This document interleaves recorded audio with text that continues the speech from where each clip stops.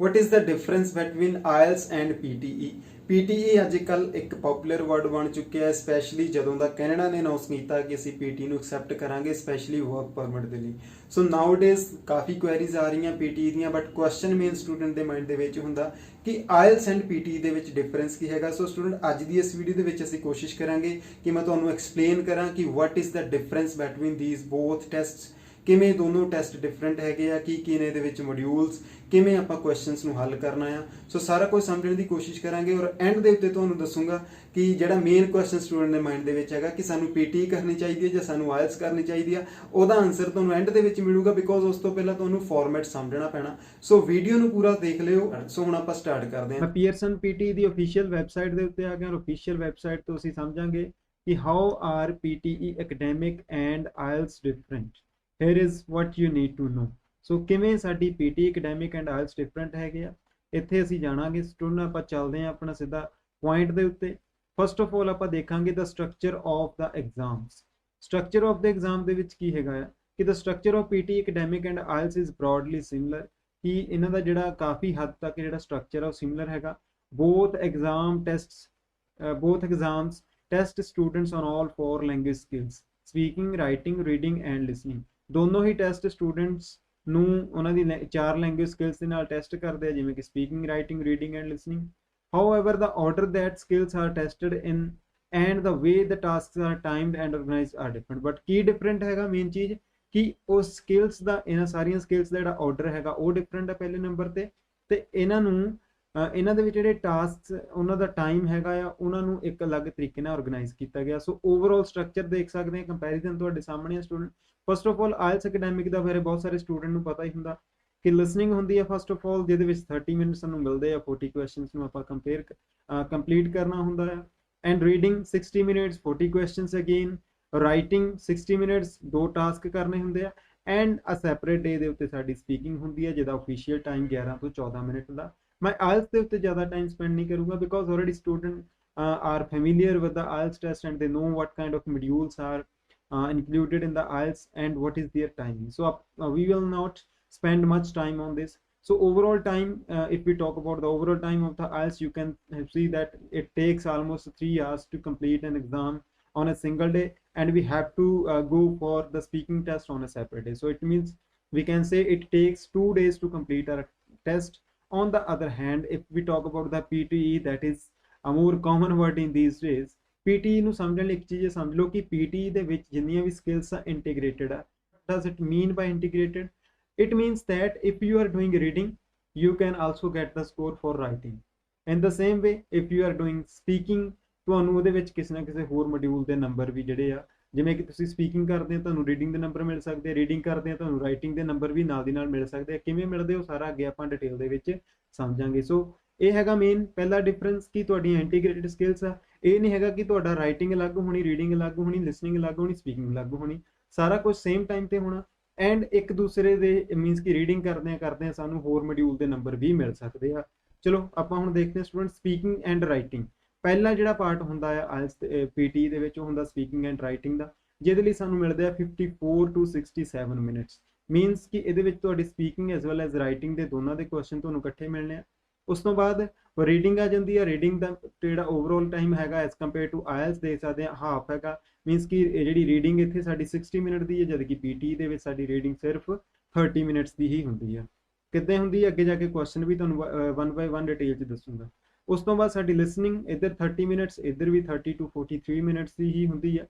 ਕਿਵੇਂ ਹੁੰਦੀ ਉਹ ਆਪਾਂ ਬਾਅਦ 'ਚ ਦੇਖਦੇ ਹਾਂ। ਸੋ ਓਵਰਆਲ ਟਾਈਮ ਦੀ ਅਗਰ ਆਪਾਂ ਗੱਲ ਕਰੀਏ ਤੇ ਅਪਰੋਕਸੀਮੇਟਲੀ 2 ਆਵਰਸ ਦਾ ਐਗਜ਼ਾਮ ਹੁੰਦਾ PTE ਦਾ ਸਿੰਗਲ ਡੇ ਦੇ ਵਿੱਚ। ਹੁਣ ਆਪਾਂ ਦੇਖਦੇ ਹਾਂ ਸਟੂਡੈਂਟ ਨੈਕਸਟ ਇਹਨੂੰ 1 by 1। ਸੋ ਫਸਟ ਸਾਡਾ ਜਿਹੜਾ ਡਿਫਰੈਂਸ ਆਊਗਾ PTE academic and IELTS task ਦੇ ਵਿੱਚ, that is about the writing. So writing ਨੂੰ ਅਗਰ ਆਪਾਂ ਦੇਖੀਏ ਕਿ ਇਨ ਬੋਥ PTE academic and IELTS the writing task are very similar, ਕਿ PTE ਐਂਡ IELTS ਦੇ ਵਿੱਚ ਜਿਹੜੀਆਂ ਰਾਈਟਿੰਗ ਟਾਸਕ ਹੈਗੇ ਆ ਆਲਮੋਸਟ ਸਿਮਿਲਰ ਹੁੰਦੇ ਆ, ਬਟ ਥੋੜਾ ਜਿਹਾ ਚੇਂਜ ਹੁੰਦਾ। ਮੈਂ ਤੁਹਾਨੂੰ ਸਿੱਧਾ ਉਸ ਚੀਜ਼ ਦੇ ਉੱਤੇ ਲੈ ਕੇ ਜਾਣਾ। So writing IELTS and PTE academic, writing 60 minutes ਹੁੰਦੇ IELTS ਦੇ ਵਿੱਚ, ਜਦ ਕਿ PTE ਐਕੈਡੈਮਿਕ ਦੇ ਵਿੱਚ ਵੀ just get 30 to 43 minutes including speaking section. So ਇਹਦੇ ਵਿੱਚ ਸਾਡਾ ਸਪੀਕਿੰਗ ਸੈਕਸ਼ਨ ਵੀ ਹੁੰਦਾ, ਜਿਵੇਂ ਕਿ ਆਪਾਂ ਆਲਰੇਡੀ ਦੇਖ ਕੇ ਆਏ ਹਾਂ। ਸੋ ਜੇ ਤੁਹਾਨੂੰ ਪਤਾ ਹੀ ਹੈ ਕਿ IELTS ਦੇ ਵਿੱਚ we have to complete 2 tasks। For example the task 1 in which we get a graph that we have to describe in almost 150 in at least 150 words and within 20 minutes. After that, we have to complete a task 2 in the 40 minutes, and we have to write at least 250 words. So in the same way, if we talk about the PT, here again we get the two tasks, 2 to 4 questions. ਇਹਦੇ ਵਿੱਚ ਸਾਨੂੰ ਦੋ task ਮਿਲਣੇ ਆ, 2 ਤੋਂ 4 question ਮਿਲਣੇ ਆ। First of ਆਲ ਜਿਹੜਾ ਫਸਟ ਕੁਐਸਚਨ ਹੁੰਦਾ ਉਹਦੇ ਵਿੱਚ ਹੁੰਦਾ summarise written text 10 to 20 minutes depending on items presented. ਤੁਹਾਨੂੰ ਕਿੰਨੇ ਕੁਐਸਚਨ ਹੁੰਦੇ ਆ ਉੱਤੇ ਡਿਪੈਂਡ ਕਰਦਾ, 10 ਤੋਂ 20 ਮਿੰਟ ਦੇ ਹੁੰਦੇ ਆ। ਸਮਰਾਈਜ਼ ਰਿਟਨ ਟੈਕਸਟ ਕੀ ਹੁੰਦਾ ਇਹ? ਇਹਦੇ ਵਿੱਚ ਅਪ ਟੂ 70 ਵਰਡਸ ਮੀਨਸ ਕੀ ਹੈ ਕਿ summarise the text up to 75 words. Summarise a passage of text in one single sentence testing reading and writing. So ਇੱਕ ਤੁਹਾਨੂੰ ਸਟੂਡੈਂਟਸ ਇੱਕ ਟੈਕਸਟ ਆਉਣਾ ਤੁਹਾਡੇ ਸਾਹਮਣੇ, ਔਰ ਉਸ ਟੈਕਸਟ ਦੇ ਵਿੱਚੋਂ ਤੁਸੀਂ ਉਸਨੂੰ ਸਮਰਾਈਜ਼ ਕਰਨਾ। ਇਟ ਮੀਨਸ ਕੀ ਹੈ ਕਿ ਉਹਦੇ ਵਿੱਚੋਂ ਆਪਾਂ ਇੱਕ ਵੱਡਾ ਪੈਰਾਗ੍ਰਾਫ ਹੋਣਾ ਆ, ਉਹਨੂੰ ਆਪਾਂ ਐਟਲੀਸਟ 75 ਵਰਡਸ ਜਿਹੜੇ ਆ ਉਹਦੇ ਵਿੱਚੋਂ ਚੱਕ ਕੇ ਆਪਾਂ ਇੱਕ ਸੈਂਟੈਂਸ ਬਣਾਉਣਾ। ਇਹਦੇ ਵਿੱਚ ਅਪ ਟੂ 75 ਵਰਡਸ ਦਾ ਮੀਨਿੰਗ ਕੀ ਹੈ ਕਿ ਮੈਕਸਿਮਮ ਤੁਸੀਂ 75 ਵਰਡਸ ਲਿਖ ਸਕਦੇ ਆ, ਮਿਨੀਮਮ ਦੀ ਲਿਮਿਟ ਫਿਲਹਾਲ ਕੋਈ ਨਹੀਂ ਹੈਗੀ। ਸੋ ਸਿੰਪਲੀ ਹੈ ਕਿ ਇੱਕ ਵੱਡਾ ਟੈਕਸਟ ਤੁਹਾਨੂੰ ਮਿਲੂਗਾ ਤੁਹਾਡੇ ਸਾਹਮਣੇ, ਉਹਨੂੰ ਤੁਸੀਂ ਪੜ੍ਹਨਾ ਆ, ਦੈਨ ਉਸਨੂੰ ਤੁਸੀਂ ਰੀਰਾਈਟ ਕਰਨਾ। ਔਰ ਰੀਰਾਈਟ ਵੀ ਕਰਨ ਦੇ ਲਈ ਸਾਡੇ ਕੋਲ ਕੰਡੀਸ਼ਨਸ ਕੀ ਹੈਗੀਆਂ ਕਿ 75 ਵਰਡਸ ਤੋਂ ਜ਼ਿਆਦਾ ਨਹੀਂ ਲਿਖ ਸਕਦੇ ਤੁਸੀਂ, ਉਹ ਤਾਂ ਵੱਡਾ ਹੋਊਗਾ ਪੈਰਾ ਤੁਹਾਡੇ ਕੋਲ। ਸੋ ਸਮਰਾਈਜ਼ ਕਿਸ ਤਰੀਕੇ ਨਾਲ ਕਰਨਾ ਕਿ ਉਹਨੇ ਦੇਖੋ ਕੰਡੀਸ਼ਨ ਦਿੱਤੀ ਕਿ ਵਨ ਸਿੰਗਲ ਸੈਂਟੈਂਸ, ਇਹਦੇ ਵਿੱਚ ਇੱਕ ਹੀ ਸੈਂਟੈਂਸ ਬਣਾਉਣਾ ਤੁਸੀਂ, ਔਰ ਉਸ ਇੱਕ ਸੈਂਟੈਂਸ ਦੇ ਵਿੱਚ ਹੀ ਉਹਨੂੰ ਸਮਰਾਈਜ਼ ਕਰਨਾ ਆ। ਤੇ ਇਸ ਟੈਸਟ ਦੇ ਵਿੱਚ ਜਿਵੇਂ ਕਿ ਤੁਸੀਂ ਪਹਿਲਾਂ ਟੈਸਟ ਨੂੰ ਪੜ੍ਹਨਾ ਆ, ਉਸ ਟਾਸਕ ਨੂੰ ਪੜ੍ਹਨਾ ਹੈਗਾ, ਐਂਡ ਦੈਨ ਤੁਸੀਂ ਉਸ ਨੂੰ ਲਿਖਣਾ ਵੀ ਹੈਗਾ ਸਮਰਾਈਜ਼ ਕਰਕੇ। ਸੋ ਤੁਹਾਨੂੰ ਰੀਡਿੰਗ ਐਂਡ ਰਾਈਟਿੰਗ ਦੋਨੋਂ ਹੀ ਮੋਡਿਊਲਸ ਦੇ ਨੰਬਰ ਵੀ ਮਿਲਣਗੇ, ਮੀਨਸ ਕਿ ਪੜ੍ਹਨ ਦੇ ਨੰਬਰ ਵੀ ਮਿਲਣੇ ਆ ਪਹਿਲਾਂ, ਦੈਨ ਰਾਈਟਿੰਗ ਦੇ ਨੰਬਰ ਵੀ ਇੱਕੋ ਮੋਡਿਊਲ ਦੇ ਵਿੱਚੋਂ ਕਾਊਂਟ ਹੋਣਗੇ। ਨੰਬਰ 2 ਤੇ ਜਿਹੜਾ ਇਹਦੇ ਵਿੱਚ ਕੁਐਸਚਨ ਆਉਣਾ ਉਹ ਹੋਣਾ ਐਸੇ, ਸੇਮ ਜਿਸ ਤਰੀਕੇ ਦੇ ਨਾਲ ਆਇਲਸ ਦੇ ਵਿੱਚ ਹੁੰਦਾ, 20 to 40 ਮਿੰਟਸ। ਹਾਲਾਂਕਿ 20 ਮਿੰਟਸ ਹੀ ਮਿਲਣਗੇ ਤੁਹਾਨੂੰ ਉੱਤੇ depending on time items presented. ਇਹਦੇ ਵਿੱਚ ਸਟੂਡੈਂਟ ਇੱਕ ਐਸੇ ਆਉਣਾ ਸੇਮ ਤਰੀਕੇ ਨਾਲ ਜਿਸ ਤਰੀਕੇ ਦੇ ਨਾਲ ਆਇਲਸ ਦੇ ਵਿੱਚ ਆਉਂਦਾ। ਹਾਂ, ਆਇਲਸ ਦੇ ਵਿੱਚ ਅਸੀਂ ਐਟਲੀਸਟ 250 ਵਰਡਸ ਲਿਖਣੇ ਹੁੰਦੇ ਆ, ਬਟ ਪੀਟੀ ਦੇ ਵਿੱਚ ਵੀ ਹੈਵ ਟੂ ਰਾਈਟ ਐਟਲੀਸਟ 200 ਵਰਡਸ। 200 ਵਰਡਸ ਦੇ ਵਿੱਚ ਆਪਾਂ 200 ਤੋਂ 300 ਵਰਡਸ ਦੇ ਵਿੱਚ ਜਿਹੜਾ ਇਹਨੂੰ ਲਿਖਣਾ ਹੁੰਦਾ, ਮਿਨੀਮਮ ਸਾਡੀ 200 ਦੀ ਲਿਮਿਟ ਹੁੰਦੀ ਆ। ਸੋ ਬੇਸਿਕ ਇਹੀ ਡਿਫਰੈਂਸ ਹੈਗਾ ਇਹਦੇ ਵਿੱਚ ਕਿ ਇੱਧਰ ਅਸੀਂ ਟਾਸਕ 1 ਐਂਡ ਟਾਸਕ 2 ਨੂੰ ਸਾਰਾ ਆਪਣੇ ਕੋਲੋਂ ਕਰਨਾ, ਟਾਸਕ 1 ਨੂੰ ਅਸੀਂ ਪਿਕਚਰ ਦੇਖ ਕੇ ਉਹਨੂੰ ਡਿਸਕ੍ਰਾਈਬ ਕਰਨਾ, ਜਦ ਕਿ ਇੱਧਰ ਤੁਹਾਨੂੰ ਇੱਕ ਟਾਸਕ ਮਿਲਣਾ ਆ, ਉਹਦੇ ਵਿੱਚ ਤੁਹਾਨੂੰ ਇੱਕ ਪੈਸੇਜ ਮਿਲੂਗਾ, ਪੈਸੇਜ ਨੂੰ ਪੜ੍ਹ ਕੇ ਤੁਸੀਂ ਇੱਕੋ ਹੀ ਸੈਂਟੈਂਸ ਦੇ ਵਿੱਚ ਮੀਨਸ ਕਿ ਇੱਕੋ ਫੁੱਲ ਸਟਾਪ ਨੂੰ ਯੂਜ਼ ਕਰਕੇ ਇੱਕ ਲੌਂਗ ਸੈਂਟੈਂਸ, ਕੰਪਲੈਕਸ ਸੈਂਟੈਂਸ ਬਣਾ ਕੇ ਇਹਨੂੰ ਸਮਰਾਈਜ਼ ਕਰਨਾ, and then you have to write an essay. Next student ਆਪਾਂ ਦੇਖਦੇ ਹਾਂ ਅਗਲਾ, next we have speaking. Speaking ਦੇ ਵਿੱਚ ਕੀ ਹੈ, in the speaking part of the PT academic there are some challenging tasks. Describe image is one that students find particularly tough. ਇਹਦੇ ਵਿੱਚ ਕਹਿੰਦਾ ਡਿਸਕ੍ਰਾਈਬ ਇਮੇਜ ਕੀ ਹੁੰਦੀ ਹੈ, ਤੁਹਾਨੂੰ ਮੈਂ ਡਿਟੇਲ ਦੇ ਵਿੱਚ ਦੱਸਦਾ। ਕਹਿੰਦਾ ਕਿ ਇਹਨੂੰ ਸਟੂਡੈਂਟ ਅਕਸਰ ਜਿਹੜਾ ਟਫ ਮੰਨਦੇ ਆ। So make sure you get plenty of practice in class. So ਆਪਾਂ ਇਸ ਚੀਜ਼ ਤੇ ਨਹੀਂ ਜਾਂਦੇ, ਆਪਾਂ ਸਮਝਦੇ ਓਵਰਆਲ ਫੀਚਰ ਕੀ ਹੈਗਾ। ਸੋ ਆਇਲਸ ਦੇ ਵਿੱਚ ਤਾਂ ਓਫੀਸ਼ੀਅਲ ਟਾਈਮ ਜਿਹੜਾ ਸਪੀਕਿੰਗ ਦਾ 11 ਤੋਂ 14 ਮਿੰਟ ਦਾ ਹੁੰਦਾ, ਜਿਹਦੇ ਵਿੱਚ ਸਾਡੀ ਸਪੀਕਿੰਗ 3 ਪਾਰਟਸ ਦੇ ਵਿੱਚ ਡਿਵਾਈਡ ਹੁੰਦੀ ਹੈ। ਇੱਕ ਐਗਜ਼ਾਮੀਨਰ ਸਾਨੂੰ ਫੇਸ ਟੂ ਫੇਸ ਕੁਐਸਚਨ ਕਰਦਾ ਆ, ਸਮਟਾਈਮਸ ਆਨਲਾਈਨ ਵੀ ਸਾਡੀ ਜਿਹੜੀ ਸਪੀਕਿੰਗ ਹੋ ਜਾਂਦੀ ਹੈ ਆਇਲਸ ਦੇ ਵਿੱਚ। Main thing is that we have to sit in front of an examiner. So ਉੱਥੇ ਅਸੀਂ ਇੱਕ ਐਗਜ਼ਾਮੀਨਰ ਦੇ ਸਾਹਮਣੇ ਬਹਿਣਾ, who asks question to us. So task 1 ਦੇ ਵਿੱਚ ਬੇਸਿਕ ਕੁਐਸਚਨਸ ਹੁੰਦੇ, interview type to just warm you up. And number 2 ਤੇ you have to talk about a topic that is called cue card in the IELTS. So ਇੱਕ topic ਦੇ ਉੱਤੇ ਤੁਸੀਂ at least 2 minute ਲਈ ਬੋਲਣਾ ਹੁੰਦਾ। And at third passage task 3 ਦੇ ਵਿੱਚ ਜਿਹੜਾ ਪਾਰਟ 3 ਹੈਗਾ ਸਪੀਕਿੰਗ ਦਾ, ਉਹਦੇ ਵਿੱਚ ਤੁਹਾਨੂੰ ਫੋਲੋਅਪ ਕੁਐਸਚਨਸ ਪੁੱਛੇ ਜਾਂਦੇ ਆ, ਮੀਨਸ ਕਿ ਜਿਹੜਾ ਤੁਹਾਨੂੰ ਟੌਪਿਕ ਪੁੱਛਿਆ ਗਿਆ ਸੀ ਕਿਊ ਕਾਰਡ, ਉਹਦੇ ਨਾਲ ਰਿਲੇਟਡ ਇੱਥੇ ਫੋਲੋਅਪ ਕੁਐਸਚਨਸ ਪੁੱਛੇ ਜਾਂਦੇ ਆ। On the other hand if we talk about the PT ਦੇ ਵਿੱਚ ਸਪੀਕਿੰਗ ਜਿਹੜੀ 30 to 43 ਮਿੰਟਸ ਦੀ ਹੁੰਦੀ ਹੈ, ਜਿਹਦੇ ਵਿੱਚ ਰਾਈਟਿੰਗ ਵੀ ਇਨਕਲੂਡਡ ਹੁੰਦੀ ਹੈ। ਇਟ ਮੀਨਸ ਕਿ ਸਾਰਾ ਟਾਈਮ ਸਪੀਕਿੰਗ ਤੇ ਨਹੀਂ ਲੱਗੂਗਾ, ਤੁਹਾਡੀ ਰਾਈਟਿੰਗ ਵੀ ਵਿੱਚ ਹੀ ਇਹਦੇ ਹੋਣੀ ਹੈ। ਸੋ ਇਹਦੇ ਵਿੱਚ ਕੀ ਹੋਣਾ, multiple input text, integrated task and skill tested. ਇਹਦੇ ਵਿੱਚ ਵੀ ਕਹਿੰਦਾ ਇੱਕ ਤੋਂ ਜ਼ਿਆਦਾ ਸਕਿੱਲਸ ਤੁਹਾਡੀਆਂ ਟੈਸਟ ਹੁੰਦੀਆਂ। 5 item types, 25 to 33 questions, means ਕਿ 5 ਤਰ੍ਹਾਂ ਦੇ ਤੁਹਾਨੂੰ ਅਲੱਗ-ਅਲੱਗ ਕੁਐਸਚਨ ਆਉਣੇ ਆ। ਔਰ ਕੁਐਸਚਨ ਆਉਣੇ ਕਿੰਨੇ ਆ, 25 ਤੋਂ ਲੈ ਕੇ 33 ਕੁਐਸਚਨ ਹੋਣੇ ਆ। ਕੁਐਸਚਨ ਹੁੰਦੇ ਕਿੱਦਾਂ ਦੇ, ਉਹ ਚੀਜ਼ ਸਮਝੀਏ ਆਪਾਂ। ਫਸਟ ਨੰਬਰ ਤੇ ਹੁੰਦਾ students read allowed. Read allowed ਦੇ ਵਿੱਚ ਸਟੂਡੈਂਟ ਕੀ ਹੁੰਦਾ ਕਿ ਤੁਹਾਡੇ ਸਾਹਮਣੇ ਇੱਕ ਪੈਰਾਗ੍ਰਾਫ ਦਿੱਤਾ ਹੋਣਾ ਹੈ, ਬਹੁਤਾ ਜ਼ਿਆਦਾ ਵੱਡਾ ਨਹੀਂ ਹੁੰਦਾ, ਛੋਟਾ ਹੁੰਦਾ, 4 ਤੋਂ 5-6 ਲਾਈਨਾਂ ਹੋ ਸਕਦੀਆਂ ਉਹਦੇ ਵਿੱਚ, ਔਰ ਉਸ ਪੈਰੇ ਨੂੰ ਤੁਸੀਂ ਬੋਲਣਾ ਹੁੰਦਾ ਆ ਦੇਖ ਕੇ, ਠੀਕ ਹੈ ਜੀ। ਉਹ ਤੁਹਾਡੀ ਰਿਕਾਰਡਿੰਗ ਹੋਣੀ ਹੈ, ਬਟ ਉਹਦੇ ਵਿੱਚ ਤੁਹਾਡੀਆਂ ਚਾਰੋਂ ਹੀ ਸਕਿੱਲਸ ਟੈਸਟ ਹੋਣੀਆਂ, ਮੀਨਸ ਕਿ ਤੁਹਾਡੀ ਰੀਡਿੰਗ, ਤੁਹਾਡੀ ਜਿਹੜੀ ਆ ਫਲੂਐਂਸੀ ਦੇਖੀ ਜਾਣੀ, ਇਹਦੇ ਵਿੱਚ ਤੁਹਾਡੀ ਗ੍ਰਾਮਰ ਦੇਖੀ ਜਾਣੀ ਆ, ਤੁਹਾਡਾ ਜਿਹੜਾ ਹੈਗਾ ਆ ਸਪੀਡ ਨੂੰ ਜਿਹੜਾ ਕੰਟਰੋਲ ਰੱਖਣਾ ਫਲੂਐਂਸੀ ਦੇ ਵਿੱਚ ਆ ਜਾਊਗਾ ਸਾਰਾ ਕੁਝ। ਕੰਟੈਂਟ ਮੀਨਸ ਕਿ ਕਿੰਨਾ ਤੁਸੀਂ ਪੜ੍ਹ ਕੇ ਸਹੀ ਬੋਲਿਆ, ਉਹ ਸਾਰਾ ਕੁਝ ਦੇਖਿਆ ਜਾਣਾ। ਸੋ ਉਹਦੇ ਤੁਹਾਨੂੰ ਨੰਬਰ ਮਿਲਣੇ ਆ, that is called the read aloud. Number 2 we have repeat sentence. You have to listen recording, ਇੱਕ ਸੈਂਟੈਂਸ ਤੁਸੀਂ ਹੁੰਦਾ ਉਹਦੇ ਵਿੱਚ ਛੋਟਾ ਜਿਹਾ ਹੀ ਹੁੰਦਾ ਆ ਉਹ, ਔਰ ਉਸ ਨੂੰ ਸੁਣ ਕੇ ਤੁਸੀਂ ਦੁਬਾਰਾ ਰਿਪੀਟ ਕਰਨਾ ਹੁੰਦਾ ਹੈ। ਉਹਦੇ ਵਿੱਚ ਵੀ ਤੁਹਾਡੇ ਕੰਟੈਂਟ ਦੇ ਨੰਬਰ ਮੀਨਸ ਕਿ ਤੁਸੀਂ ਉਹਨੂੰ ਕਿੰਨਾ ਮਿਸ ਕੀਤਾ ਉਸ ਵਰਡਸ ਨੂੰ, ਔਰ ਕਿੰਨਾ ਤੁਸੀਂ ਇਹਨੂੰ ਕਲੀਅਰ ਬੋਲਿਆ ਆ, ਐਂਡ ਕੰਟੈਂਟ ਤੁਹਾਡਾ ਮੀਨਸ ਕਿ ਜੋ ਬੋਲਿਆ ਗਿਆ ਕਿ ਉਹ ਕੰਪਲੀਟ ਬੋਲਿਆ ਗਿਆ ਜਾਂ ਤੁਸੀਂ ਕੁਝ ਚੀਜ਼ਾਂ ਮਿਸ ਕਰ ਗਏ ਆ। ਨੰਬਰ ਸੈਕੰਡ ਤੇ ਤੁਹਾਡੀ ਉਹਦੇ ਵਿੱਚ ਸੇਮ ਫਲੂਐਂਸੀ ਵਗੈਰਾ ਦੇਖੀ ਜਾਣੀ ਹੈ। ਸੋ ਇਸ ਤਰੀਕੇ ਨਾਲ ਸਾਡਾ ਰਿਪੀਟ ਸੈਂਟੈਂਸ ਹੁੰਦਾ। ਨੰਬਰ 3 ਤੇ describe image.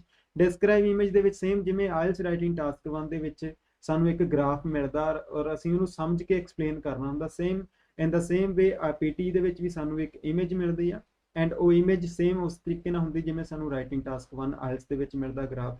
But in the PT we don't have to write that, we just have to explain that by speaking। ਅਸੀਂ ਉਸ ਇਮੇਜ ਨੂੰ ਐਕਸਪਲੇਨ ਕਰਨਾ ਹੁੰਦਾ ਹੈ। ਐਕਸਪਲੇਨ ਕਿਵੇਂ ਕਰਨਾ ਮੀਨਸ ਕਿ ਪਿਕਚਰ ਤੁਹਾਡੇ ਸਾਹਮਣੇ ਹੈ ਤੇ ਜੋ ਤੁਸੀਂ ਉਹਦੇ ਵਿੱਚ ਦੇਖ ਰਹੇ ਹੋ ਤੁਸੀਂ ਜਿਹੜਾ ਆ ਉਹਨੂੰ ਐਕਸਪਲੇਨ ਕਰਨਾ। ਕਿਵੇਂ ਕਰਨਾ ਮੈਂ ਸੈਪਰੇਟ ਵੀਡੀਓ ਇਸ ਚੀਜ਼ ਦੇ ਉੱਤੇ ਕਰੂੰਗਾ, ਤੁਸੀਂ ਉਹ ਵੀਡੀਓ ਜ਼ਰੂਰ ਦੇਖ ਲਿਓ ਬਾਅਦ ਦੇ ਵਿੱਚ। ਉਸ ਤੋਂ ਬਾਅਦ ਸਾਡੇ ਕੋਲ ਆਉਂਦਾ ਰੀਟੇਲ ਲੈਕਚਰ। ਰੀਟੇਲ ਲੈਕਚਰ ਦੇ ਵਿੱਚ ਕੀ ਹੁੰਦਾ ਸਟੂਡੈਂਟ ਕਿ ਤੁਹਾਨੂੰ ਇੱਕ ਲੈਕਚਰ ਸੁਣਾਇਆ ਜਾਂਦਾ, ਉਸ ਲੈਕਚਰ ਨੂੰ ਸੁਣ ਕੇ ਤੁਸੀਂ ਉਹਦੇ ਵਿੱਚੋਂ ਮੇਨ ਫੀਚਰਸ ਨੂੰ ਚੂਜ਼ ਕਰਕੇ ਦੁਬਾਰਾ ਤੋਂ ਦੱਸਣਾ ਆ ਕਿ ਤੁਸੀਂ ਉਸ ਲੈਕਚਰ ਦੇ ਵਿੱਚ ਕੀ ਕੀ ਚੀਜ਼ਾਂ ਸੁਣੀਆਂ ਹੈਗੀਆਂ। ਸੋ ਇਹ ਹੁੰਦਾ retell lecture. And after that there is the short answer question. I can say that this is just this can check your, this is actually tests your knowledge because short answer question ਦੇ ਵਿੱਚ for example ਤੁਹਾਨੂੰ question ਪੁੱਛਿਆ ਜਾਊਗਾ ਕਿ what causes malaria, malaria ਕੌਣ causes means ਕਿ malaria ਦਾ ਕਾਰਨ ਕੀ ਹੈਗਾ। so then you have to answer mosquitoes। so ਇਹ ਤੁਸੀਂ ਆਪਣੇ ਮਾਈਂਡ ਤੋਂ ਹੀ ਆਨਸਰ ਦੇਣਾ ਆ, ਇਹ ਸਿੰਪਲੀ ਇੱਕ ਵਰਡ ਦਾ ਆਨਸਰ ਹੁੰਦਾ। ਸੋ ਉਹਨੂੰ ਆਪਾਂ ਕਹਿੰਦੇ ਸ਼ਾਰਟ ਆਨਸਰ ਕੁਐਸਚਨ, ਕਿ ਤੁਹਾਨੂੰ ਇੱਕ ਕੁਐਸਚਨ ਪੁੱਛਿਆ ਜਾਣਾ ਉਹਦਾ ਤੁਸੀਂ ਆਨਸਰ ਆਪਣੇ ਕੋਲੋਂ ਦੇਣਾ। ਸੋ ਇਹ ਸੀਗਾ ਓਵਰਆਲ ਸਪੀਕਿੰਗ। ਇੱਧਰਲੇ ਪਾਸੇ ਸਾਡੇ 3 ਪਾਰਟਸ ਅਲੱਗ-ਅਲੱਗ ਕੁਐਸਚਨ ਸਾਨੂੰ ਐਗਜ਼ਾਮੀਨਰ ਦੇ ਦੁਆਰਾ ਪੁੱਛੇ ਜਾਣਗੇ ਜਾਂ ਫਿਰ ਆਨਲਾਈਨ ਸਾਡੀ ਸਪੀਕਿੰਗ ਹੋਊਗੀ, ਜਦ ਕਿ ਇੱਧਰ ਕੰਪਿਊਟਰ ਦੇ ਉੱਤੇ ਸਾਰਾ ਕੁਝ ਹੋਊਗਾ ਔਰ 5 ਟਾਈਪਸ ਦੇ ਤੁਹਾਨੂੰ ਕੁਐਸਚਨ 25 ਤੋਂ 30 ਕੁਐਸਚਨ ਜਿਹੜੇ ਆ ਸਕਦੇ ਆ। ਸੋ ਹੋਪ ਹੈ ਕਿ ਤੁਹਾਨੂੰ ਸਪੀਕਿੰਗ ਦਾ ਵੀ ਕਲੀਅਰ ਹੋ ਗਿਆ ਹੋਊਗਾ। ਨੈਕਸਟ ਦੇਖਦੇ ਹਾਂ student, that is reading. Reading ਦੇ ਆਪਾਂ ਕਲੀਅਰ ਅਗਰ ਆਪਾਂ ਗੱਲ ਕਰੀਏ ਤੇ ਆਇਲਸ ਦੇ ਵਿੱਚ you get 60 minutes to complete your reading, and in these 60 minutes you have to complete 40 questions। ਔਰ 40 ਕੁਐਸਚਨਸ ਦੇ ਵਿੱਚ ਸਾਡੇ ਕੋਲ ਅਲੱਗ-ਅਲੱਗ ਤਰ੍ਹਾਂ ਦੇ ਕੁਐਸਚਨਸ ਹੁੰਦੇ ਆ, ਜਿਵੇਂ ਕਿ ਮਲਟੀਪਲ ਚੋਇਸ ਆ ਗਿਆ, ਆਇਡੈਂਟੀਫਾਈ ਇਨਫੋਰਮੇਸ਼ਨ, ਰਾਈਟਰਸ ਵਿਊ ਹੋ ਸਕਦਾ, ਕਲੇਮਸ ਹੋ ਸਕਦਾ ਹੈ। Sometimes we have to do matching information or list of headings. In the same way sentence completion, fill in the blanks, ਇਸ ਤਰ੍ਹਾਂ ਦੇ ਕੁਐਸਚਨ ਹੁੰਦੇ ਆ। ਇਨ ਦਾ ਸੇਮ ਵੇ ਪੀਟੀ ਦੇ ਵਿੱਚ ਸਾਡੀ ਰੀਡਿੰਗ ਦੇ ਵਿੱਚ ਮੇਨ ਜਿਹੜੀ ਚੀਜ਼ ਆ ਮੈਨੂੰ ਈਜ਼ੀ ਔਰ ਸਹੀ ਲੱਗਦੀ ਆ ਕਿ ਰੀਡਿੰਗ ਅਕਸਰ ਆਇਲਸ ਦੇ ਲਈ ਬਹੁਤ ਸਾਰੇ, ਆਇਲਸ ਦੇ ਵਿੱਚ ਰੀਡਿੰਗ ਬਹੁਤ ਸਾਰੇ ਸਟੂਡੈਂਟ ਦੀ ਪ੍ਰੋਬਲਮ ਰਹਿੰਦੀ ਹੈ because they find it difficult to sit for an hour to complete the reading test, but in a PT they just have to complete their reading in 29 to 30 minutes। so half time as compared to IELTS। question ਕਿਸ ਤਰ੍ਹਾਂ ਦੇ ਹੋਣੇ ਆ, passage ਕਿਸ ਤਰ੍ਹਾਂ ਦੇ ਹੋਣੇ ਉਸ ਚੀਜ਼ ਦੇ ਉੱਤੇ ਹੁੰਦੇ। ਮਲਟੀਪਲ ਇਨਪੁਟ ਟੈਕਸਟ, ਅਲੱਗ-ਅਲੱਗ ਤੁਹਾਨੂੰ ਟੈਕਸਟ ਮਿਲਣਗੇ, 13 to 18 questions ਮਿਲਦੇ ਆ ਤੁਹਾਨੂੰ ਇਹਦੇ ਵਿੱਚ। 1 ਰੀਡਿੰਗ ਟੈਕਸਟ ਪਰ ਕੁਐਸਚਨ, ਮੀਨਸ ਕੀ ਆ ਕਿ ਇੱਕ ਕੁਐਸਚਨ ਕੰਪਲੀਟ ਕਰਨ ਲਈ ਤੁਹਾਨੂੰ ਇੱਕ ਟੈਕਸਟ ਮਿਲਣਾ। ਮੀਨਸ ਕਿ ਇਹ ਨਹੀਂ ਹੈਗਾ ਕਿ ਇੱਕ ਪੈਸੇਜ ਚੋਂ ਜਿੱਦਾਂ ਆਪਾਂ 13 ਕੁਐਸਚਨ ਲੱਭਣੇ ਆ, ਪੀਟੀ ਦੇ ਵਿੱਚ ਇੱਕੋ ਤੁਹਾਨੂੰ ਪੈਸੇਜ ਦੇ ਵਿੱਚ ਸਿਰਫ ਇੱਕ ਹੀ ਕੁਐਸਚਨ ਮਿਲਣਾ। ਇਟ ਮੀਨਸ ਕੀ ਆ ਕਿ ਤੁਹਾਡਾ ਜਿਹੜਾ ਪੈਸੇਜ ਆ ਉਹਨਾਂ ਵੱਡਾ ਨਹੀਂ ਹੋਣਾ ਜਿੰਨਾ ਰੀਡਿੰਗ ਤੁਹਾਡਾ ਨਾਰਮਲ ਆਇਲਸ ਦੇ ਵਿੱਚ ਹੁੰਦਾ। ਛੋਟੇ ਛੋਟੇ ਪੈਸੇਜ ਹੁੰਦੇ, ਉਹਦੇ ਵਿੱਚ ਇੱਕ ਕੁਐਸਚਨ ਕਰਨਾ, ਨੈਕਸਟ ਕੁਐਸਚਨ ਆ ਜਾਊਗਾ ਤੇ ਉਹਦੇ ਲਈ ਤੁਹਾਨੂੰ ਪੈਸੇਜ ਵੀ ਜਿਹੜਾ ਚੇਂਜ ਹੋ ਕੇ ਆ ਜਾਣਾ। ਇਸ ਤਰੀਕੇ ਨਾਲ ਹੁੰਦਾ। ਕੁਐਸਚਨ ਕਿੱਦਾਂ ਦੇ ਹੋਣੇ ਆ, ਟਾਸਕ ਟਾਈਪਸ, ਮਲਟੀਪਲ ਚੋਇਸ ਆ ਜਾਂਦੇ ਆ, single and multiple answer. Means ਕੀ ਤੁਹਾਨੂੰ ਇੱਕ ਪੈਰਾ ਦਿੱਤਾ ਜਾਊਗਾ ਔਰ ਉਸ ਪੈਰੇ ਦੇ ਵਿੱਚ ਤੁਹਾਨੂੰ 4 ਆਪਸ਼ਨ ਦਿੱਤੇ ਜਾਊਗੇ, ਤੁਸੀਂ ਸਿੰਗਲ ਕੋਈ ਵੀ ਉਹਦੇ ਵਿੱਚੋਂ ਆਨਸਰ ਨੂੰ ਚੂਜ਼ ਕਰਨਾ।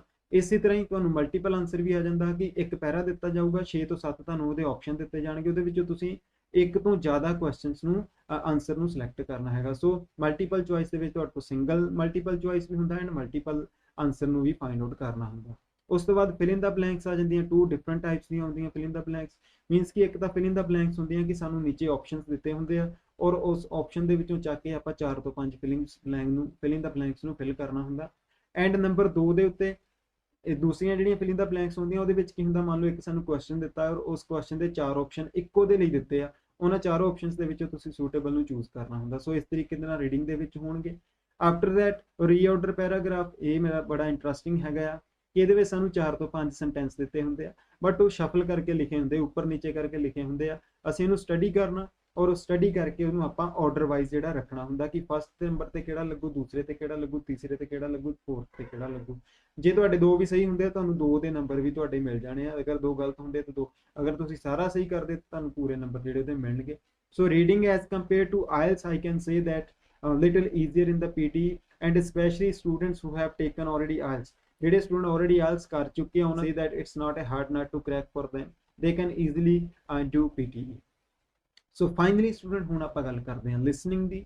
ਲਿਸਨਿੰਗ ਦੇ ਵਿੱਚ ਕੀ ਹੁੰਦਾ, ਜਿਵੇਂ ਕਿ ਤੁਹਾਨੂੰ ਆਇਲਸ ਦੇ ਵਿੱਚ 30 ਮਿੰਟਸ ਮਿਲਦੇ ਆ, 10 ਮਿੰਟ ਐਕਸਟਰਾ ਮਿਲਦੇ ਆ ਤੁਹਾਨੂੰ ਆਨਸਰ ਟ੍ਰਾਂਸਫਰ ਕਰਨ ਦੇ ਲਈ।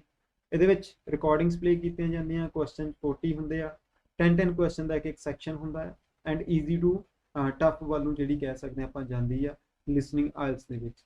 ਸੋ ਕੁਐਸਚਨ ਇਹਦੇ ਵਿੱਚ ਵੀ ਅਲੱਗ-ਅਲੱਗ ਹੁੰਦੇ, ਮਲਟੀਪਲ ਚੁਆਇਸ ਹੋ ਗਿਆ, ਮੈਚਿੰਗ ਹੋ ਜਾਂਦੀ ਆ, ਕਿਸੇ ਮੈਪ ਜਾਂ ਡਾਇਗਰਾਮ ਨੂੰ ਫਿਲ ਕਰਨਾ ਹੁੰਦਾ ਆਪਾਂ ਸੁਣ ਕੇ, ਫੋਰਮਸ ਹੁੰਦੇ ਆ ਉਹਨਾਂ ਨੂੰ ਫਿਲ ਕਰਨਾ ਹੁੰਦਾ ਹੈ, ਸੈਂਟੈਂਸ ਕੰਪਲੀਸ਼ਨ ਹੁੰਦੀ ਹੈ, ਕਈ ਵਾਰੀ ਸ਼ਾਰਟ ਆਨਸਰ ਕੁਐਸਚਨਸ ਵੀ ਹੁੰਦੇ ਆ, ਮੀਨਸ ਕਿ ਆਪਾਂ fill in the blanks type ਵੀ ਕਹਿ ਸਕਦੇ ਹਾਂ ਉਹਨਾਂ ਨੂੰ।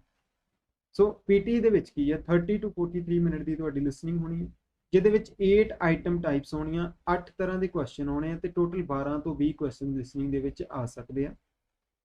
ਇਹ ਵੀ ਇੰਟੀਗ੍ਰੇਟਿਡ ਟਾਸਕ ਹੈਗਾ, ਮੀਨਸ ਕਿ ਲਿਸਨਿੰਗ ਕਰਦੇ ਕਰਦੇ ਹੀ ਤੁਹਾਡੀ ਜਿਹੜੀ ਆ ਹੋਰ ਨਾ ਕੋਈ ਜਿਹੜੀ ਮਲਟੀਪਲ ਸਕਿੱਲ ਜਿਹੜੀਆਂ ਉਹ ਚੈੱਕ ਹੋ ਸਕਦੀਆਂ, ਮੀਨਸ ਕਿ ਇਕੱਲਾ ਲਿਸਨਿੰਗ ਨਹੀਂ, ਲਿਸਨਿੰਗ ਦੇ ਵਿੱਚ ਤੁਹਾਨੂੰ ਹੋਰ ਰੀਡਿੰਗ ਦੇ ਵੀ ਜਿੱਦਾਂ ਨੰਬਰ ਮਿਲ ਸਕਦੇ ਆ। ਸੋ ਇਹ ਵੀ ਇੰਟੀਗ੍ਰੇਟਿਡ ਹੈਗਾ। Range of recordings all from authentic academic sources, means ਕਿ ਇਹਦੇ ਵਿੱਚ ਵੀ ਆਸ ਦੀ ਤਰ੍ਹਾਂ ਅਥੈਂਟਿਕ ਐਕੈਡੈਮਿਕ ਸੋਰਸਸ ਤੋਂ ਹੀ ਰਿਕਾਰਡਿੰਗਸ ਵੀ ਲਈਆਂ ਜਾਂਦੀਆਂ।